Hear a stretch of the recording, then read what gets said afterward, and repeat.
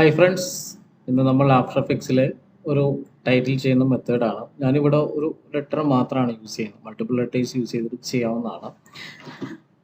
ഇവിടെ ഞാൻ ചെയ്യാനായിട്ട് ഒരു ലെറ്റർ ഞാനിപ്പോൾ ഇവിടെ ടൈപ്പ് ചെയ്തിട്ടുണ്ട്. അതിന് തൊട്ട് താഴെയായിട്ട് ഞാനൊരു ഇമേജും യൂസ് ചെയ്തിട്ടുണ്ട്. നിങ്ങൾക്ക് ഇഷ്ടമുള്ള ഇമേജ് അവിടെ കൊണ്ടുവരാവുന്നതാണ്. ദെൻ ഞാനിവിടെ ചെയ്യാൻ പോകുന്ന കാര്യം, ഞാൻ ഈ ലെയറിന് ഞാൻ ഈ ലെറ്റർ യൂസ് ചെയ്തിട്ടുണ്ട്. ഈ ലെറ്റർ ലെയർ യൂസ് ചെയ്യുന്നുണ്ട്. എസ് എന്ന് പറയുന്ന ലെറ്ററിൻ്റെ ലെയർ യൂസ് ചെയ്തുകൊണ്ട് ട്രാക്ക് മാറ്റ് ചെയ്യുകയാണ്. ആൽഫാമാറ്റ് ഓപ്ഷൻ യൂസ് ചെയ്തുകൊണ്ട് നമുക്ക് ട്രാക്ക് മാറ്റ് ചെയ്യുന്നപ്പോൾ ഈ എസ് എന്ന് പറയുന്ന ടെക്സ്റ്റ് ഏരിയയ്ക്കുള്ളിൽ മാത്രമായിട്ട് നമ്മുടെ ഇമേജ് വിസിബിൾ ആയിട്ട് വരും. നമുക്ക് ആവശ്യമായ സൈസിലൊക്കെ വേണം നമുക്കത് സ്കെയിൽ ചെയ്ത് അതിനാവശ്യമായ രീതിയിൽ വേണമെങ്കിൽ കൊണ്ടുവരാവുന്നതാണ്. നമുക്ക് ആവശ്യമായ ടെക്സ്ചറായാൽ വിസിബിൾ ആക്കാവുന്ന രീതിയിലൊക്കെ കൊണ്ടുവരാം.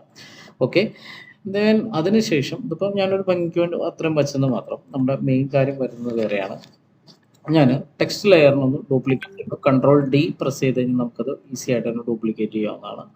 ഡ്യൂപ്ലിക്കേറ്റ് ചെയ്തതിന് ശേഷം ഞാൻ ചെയ്യുന്ന കാര്യം എന്താണെന്ന് വെച്ച് കഴിഞ്ഞാൽ, ഈ ലെയറിൽ റൈറ്റ് ക്ലിക്ക് ചെയ്തതിന് ശേഷം ക്രിയേറ്റ് ഓപ്ഷൻ യൂസ് ചെയ്തുകൊണ്ട് ഷേപ്പ് ഫ്രം ടെക്സ്റ്റ്, അതായത് ഒരു ടെക്സ്റ്റ് ലെയറിൽ നിന്ന് നമുക്കൊരു ഷേപ്പ് ക്രിയേറ്റ് ചെയ്യുന്നൊരു മെത്തേഡാണ്. ഓക്കെ, അപ്പോൾ ഒരു ലെയർ ഓട്ടോമാറ്റിക്കലി തന്നെ ക്രിയേറ്റ് ആവുന്നതായിരിക്കും. നമുക്കിവിടെ പുതിയൊരു ലെയർ ഇവിടെ കാണാൻ പറ്റും.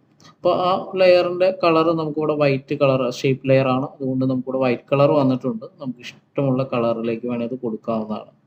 ഇഷ്ടമുള്ള കളറിലേക്ക് വേണേൽ നമുക്ക് കൊടുക്കാം. ഓക്കെ, അപ്പോൾ ഞാനിവിടെ വൈറ്റ് കളർ തന്നെ കൊടുക്കാമെന്ന് വയ്ക്കാം. ഓക്കെ, വൈറ്റ് കളറോ അതോ അല്ലെങ്കിൽ നമുക്ക് വേണമെന്നുണ്ടെങ്കിൽ കളർ കൊടുത്തു. ഓക്കെ, ഈ കളർ കൊടുത്തിരിക്കാം. ദെൻ അതിനുശേഷം ഞാനിവിടെ ചെയ്യാൻ പോകുന്നത്, ആ ഷേപ്പ് ലെയറിന് നമ്മുടെ എഫക്ട്സിനകത്ത് വന്നിട്ട് എഫക്ട്സ് ആൻഡ് പ്രീസെറ്റ്സിനകത്ത് വന്നിട്ട് CC പേജ് ടേൺ എന്ന് പറയുന്ന ഒരു എഫക്റ്റ് ഞാനിവിടെ അപ്ലൈ ചെയ്യാം. ഓക്കെ, CC പേജ് ടേൺ എന്ന് പറഞ്ഞ എഫക്റ്റ് അപ്ലൈ ചെയ്യുന്ന സമയത്ത് നമുക്ക് ഈ ഷേപ്പ് ലെയറിനെ നമുക്കിങ്ങനെ ഒരു പേജ് ടേൺ ചെയ്യുന്ന രീതിയിൽ നമുക്കിങ്ങനെ കൊണ്ടുവരാം എന്നുള്ളതാണ്. അപ്പോൾ ഇത് എവിടെ നിന്നാണ് വരേണ്ടത് എന്നുള്ളതെല്ലാം നമുക്കിവിടെ കൊടുക്കും. ഇതിപ്പോൾ ഞാൻ ഇവിടെ കൊടുക്കാൻ പോകുന്നത് ടോപ്പ് ലെഫ്റ്റ് കോർണറിൽ നിന്നാണെന്ന് പറയുകയാണ്. ഓക്കെ, ഇപ്പോൾ ടോപ്പ് ലെഫ്റ്റ് കോർണറിൽ നിന്നാണ് പേജ് ടേൺ ചെയ്യുന്നത്. ഇപ്പോൾ നോക്കിക്കഴിഞ്ഞാൽ മനസ്സിലാക്കാൻ പറ്റും. ടോപ്പ് ലെഫ്റ്റ് കോർണറിൽ നിന്നും ടെക്സ്റ്റിങ്ങിനെ ആ ഷേപ്പ്, അതായത് ഒരു പേജ് ടേൺ ചെയ്ത് വരുന്ന രീതിയിൽ നമുക്ക് ഇതേ രീതിയിൽ കിട്ടുന്നതാണ്. ഓക്കെ, അപ്പോൾ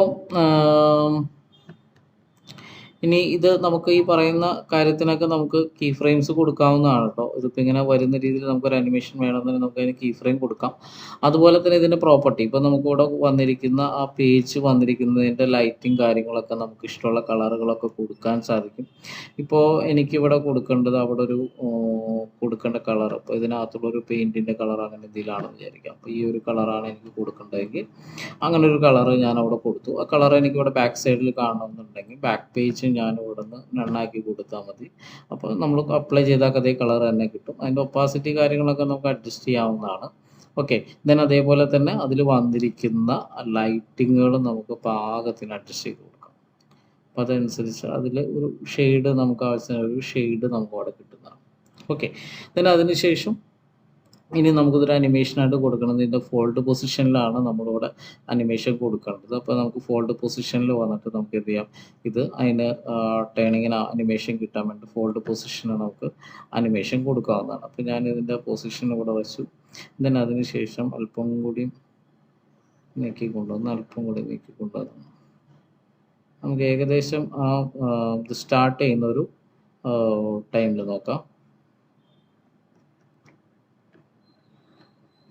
ഫോൾഡ് പൊസിഷനിലേക്ക് ഇവിടെ വന്നിട്ടുണ്ട്.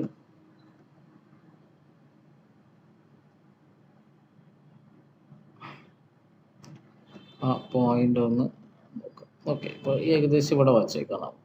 പിന്നെ അതിന് ശേഷം ഞാനിവിടെ കീ കൊടുക്കുകയാണ്. കീ കൊടുത്തു ഒരു അല്പം ടൈം നീക്കിയതിന് ശേഷം ഞാനിത് ഇങ്ങോട്ട് നീക്കി മുഴുവനായിട്ട് കൊണ്ടുവരുന്നില്ല, പകുതി ഞാനിങ്ങനെ ഇളക്കി വയ്ക്കാം. ഓക്കെ, അപ്പോൾ നമുക്കിതിൻ്റെ ഒരു അനിമേഷൻ വന്നിരിക്കുന്നത് എങ്ങനെയാണെന്ന് നോക്കാം.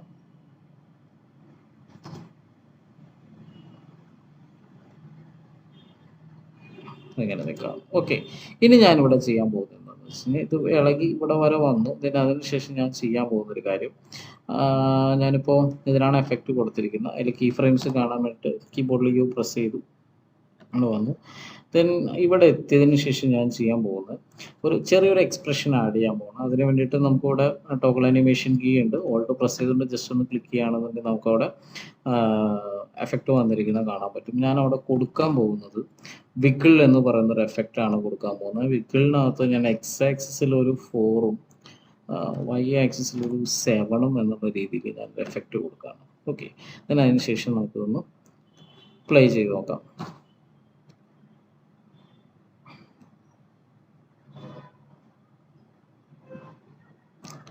അത് നമുക്കതിങ്ങനെ പതിയെ അത് കണ്ടിന്യൂസ് ആയിട്ട് അതിന് ശേഷം അതിങ്ങനെ തനിയെ മൂവ് ആയിക്കൊണ്ടിരിക്കുന്നത് നിങ്ങൾക്ക് കാണാൻ പറ്റും. ആ വിക്കിൾ ഓപ്ഷൻ കൊടുത്തിട്ടുണ്ട്. അതായത് ചെറിയ രീതിയിൽ അത് പൊളിഞ്ഞു വന്നു. അതിന് ശേഷം നമുക്ക് പതുക്കെ അതൊരു കാറ്റത്ത് ആടുന്ന രീതിയിൽ നമുക്കിങ്ങനെ കൊടുക്കാൻ സാധിക്കും. ഇത് നമുക്ക് മൾട്ടിപ്പിൾ ടെക്സ്റ്റിനും വേറെയും ടെക്സ്റ്റ് ലെയറുകൾ ഇതേപോലെ വച്ചതിന് ശേഷം നമുക്ക് ചെയ്യാവുന്നതാണ്. അപ്പോൾ നിങ്ങൾ ചെയ്യുന്ന സമയത്ത് ഓരോ ടെക്സ്റ്റും ഓരോ ലെയറാക്കി ചെയ്യുന്നതായിരിക്കും നല്ലത്. കാരണം നമ്മളിപ്പോൾ ഒന്നില്ലതിപ്പോൾ ഫോർ എക്സാമ്പിൾ ഞാൻ MTS എന്ന് പറയുന്ന ഒരു ടെക്സ്റ്റ് ലെയറിൽ തന്നെ ഞാൻ 3 ലെറ്റർ ഉണ്ട്.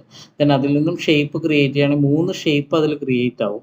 പക്ഷെ ആ 3ഉം ഒറ്റ ലെയറിനുള്ളിൽ തന്നെയാണ് നമുക്കത് ഇൻഡിപെൻഡൻ്റ് ആയിട്ട് മാനേജ് ചെയ്യാൻ ബുദ്ധിമുട്ടായിരിക്കും. അപ്പോൾ അത് ഓരോന്നും സെപ്പറേറ്റ് ലെയറിലാക്കി ചെയ്യുകയാണെങ്കിൽ നമുക്ക് ഓരോന്നും സെപ്പറേറ്റ് ടൈമിങ്ങിൽ ഇതേപോലെ തന്നെ നമുക്ക് ഇളകുന്ന രീതിയിൽ നമുക്കങ്ങനെ കൊണ്ടുവരാൻ സാധിക്കും. ഓക്കെ, അപ്പോൾ ഇത്തരത്തിലുള്ള എഫക്റ്റീവായ ട്യൂട്ടോറിയൽസിന് വേണ്ടിയിട്ട് നമ്മുടെ ചാനൽ സബ്സ്ക്രൈബ് ചെയ്യാത്തവർ എത്രയും വേഗം സബ്സ്ക്രൈബ് ചെയ്യുക. അതേപോലെ തന്നെ നിങ്ങളുടെ സപ്പോർട്ട് നമുക്ക് ആവശ്യമാണ്.